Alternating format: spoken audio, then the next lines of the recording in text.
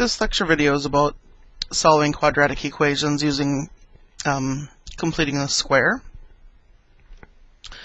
So this is not a method that you'll ever be required to do. When you're asked to solve equations, you'll just be asked to solve them, and then you can use whatever method you're most comfortable with, or whatever method works the best. So we'll also be solving quadratic equations with the quadratic formula, and you would probably use that method for solving these instead of completing the square. But we will need this method not for solving, but for doing some other things, and it's just good for you to see it a couple of times. So the idea behind completing the square is that we want to write this quadratic formula, or this trinomial, as two binomials that are the same being multiplied together. So we want to have it written in the form a plus b squared. And so we want to figure out what we would have to add to x squared plus 4x so that we could factor it in this way. And when you multiply this out, if you do FOIL on a plus b, the quantity squared, you get a squared plus 2ab plus b squared. And so we know what the term in the middle is, so we have this 2ab. And we want to figure out what b is. We also know what a is, and we know this term. And we want to figure out what this term is. So in order to figure out what this is, we just need to divide the middle term by 2a, and then square it, and that will give us this term. So for this example, we have x squared plus 4x. So our 2ab is equal to 4x, and we know that a squared is x squared, so a is equal to x, so we want to divide that by 2a, and for us that's going to be 2x, and so that's going to give us 2. This gives us b, and we need it squared, so we would want to add 4 to this.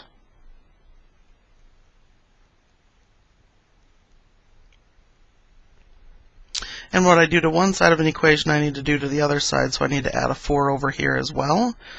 And so now this side factors as x plus 2, the quantity squared, and it's equal to negative 3 plus 4, which is 1. Now I have it in the form something being squared equals a plain old number, so we can use the square root method and take the square root on both sides of our equation. And so this square root and this square basically cancel each other out, and we get x plus 2. Whenever you take the square root on both sides of an equation, you have to remember to do plus or minus. So it's equal to plus or minus the square root of 1, which is 1.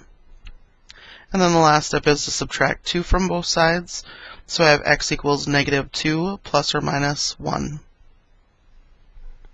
So I have two answers there. I have negative 2 plus 1, which is negative 1, and I have negative 2 minus 1, which is negative 3. So negative 1 and negative 3 are the solutions to this example. So this gives you an idea of why we're going to do what we're going to do. Next, I'm just going to show you exactly what you need to do. So when there is no term in front of the x squared, all you need to do is divide the number in front of x by 2 and square it. So when I'm completing the square, I write out my equation that I have, x squared minus 2x, and then I add a box, and this is the number that I need to add to complete the square, and it's equal to 35 plus the box, the number that I added to complete my square. So what I'm going to put in this box is this number in front of x divided by 2. So you're going to take b divided by 2 and square it. And let's see, I'm going to do this over on the side over here.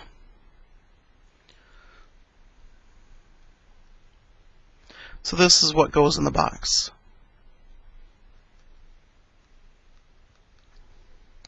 So RB for this one is negative 2, and then you divide it by 2 and you square it. Negative 2 divided by 2 is negative 1. So negative 1 squared is what I'm going to add in my box. And when I put it in this first box, I always leave it as something squared, and I'll tell you why in a minute. And then over here, I just put the number in there. So negative 1 squared is 1. So you can just put a 1 over there. So the reason that I like to leave this one squared is it tells me exactly how this is going to factor. It's going to be x, and then whatever number you squared. I squared a negative 1, so this is going to be x minus 1. And then it's the quantity squared, and it's equal to 35 plus 1, which is 36. Now we have something being squared equals a number, so we use the square root method, which is to take the square root on both sides. And so this square root and the square cancel each other out. And so we're left with x minus 1 equals plus or minus. The square root of 36 is 6. Add 1 to both sides. And we get x is equal to 1 plus or minus 6. And so that's 1 plus 6, which is 7, and 1 minus 6, which is negative 5.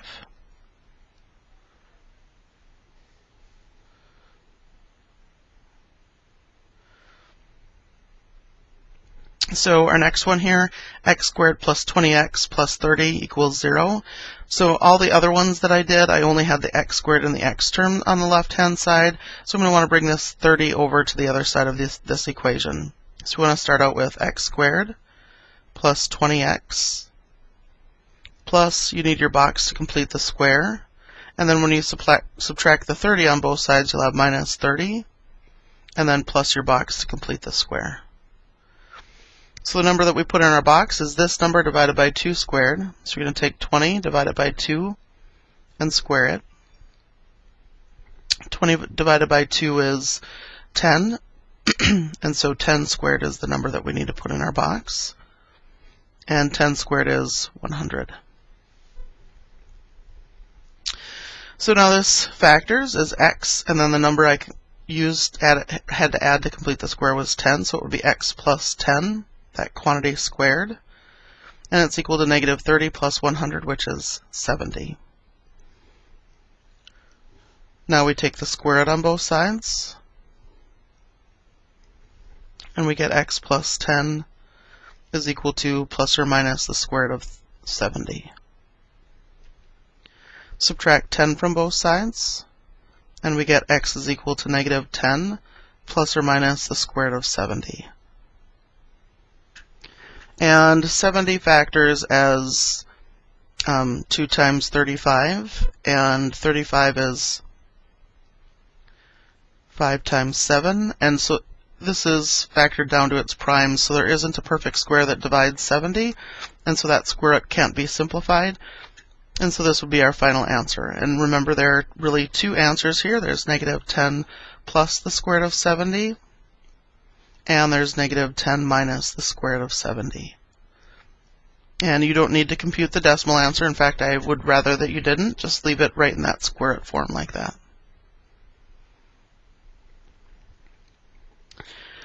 Now for our next one, we have a 2 in front of our x squared. So when we're adding on that number to complete the square, you can't have a number in front of x squared, so we need to factor that out of the left-hand side first. And when you divide negative 5 by 2, you get negative 5 halves. And then plus, I'm going to add my box to complete my square. And it's going to be equal to 3 plus, now this box inside this parenthesis is getting multiplied by this 2 outside of the parenthesis, so you have to remember to add 2 times the box on the other side. The number that we need to add to complete the square is this thing divided by 2 squared, so we want negative 5 halves divided by 2, and then we need to square it.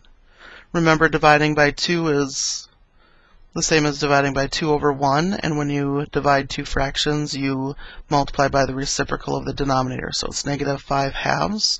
And when you flip 2 over 1 upside down, it's 1 half. And we're squaring this, and so it's going to be negative 5/4 squared.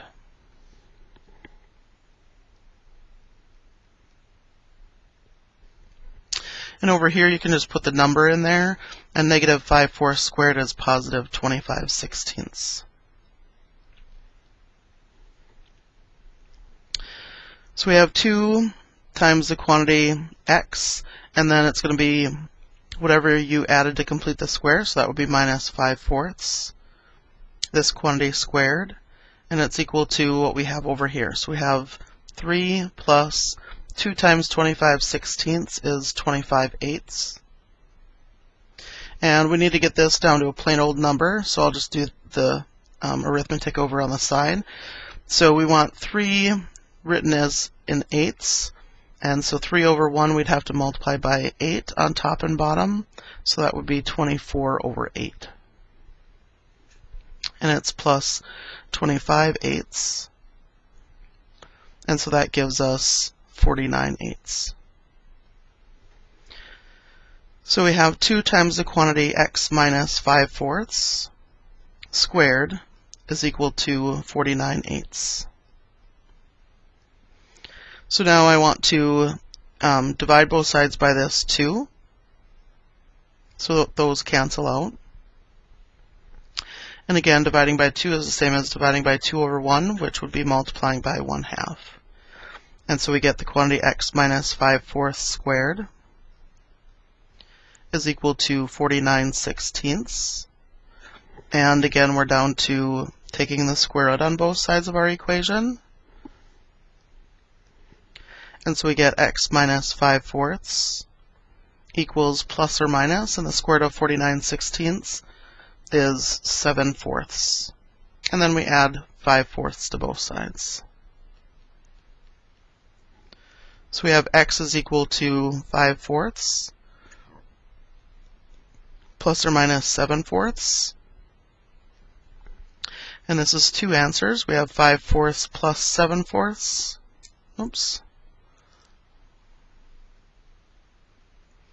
Which is 12/4 or 3. And then we have 5/4 minus 7/4, which is a negative 2/4, and that's negative 1/2. And so those are our 2 answers for this one. And that's it for completing the square. Again, this is a method that you only have to use if you want to. It is something that we're going to use for circles later on, and we'll also use it for possibly for graphing some quadratics later as well. If you have any questions, let me know. Thanks.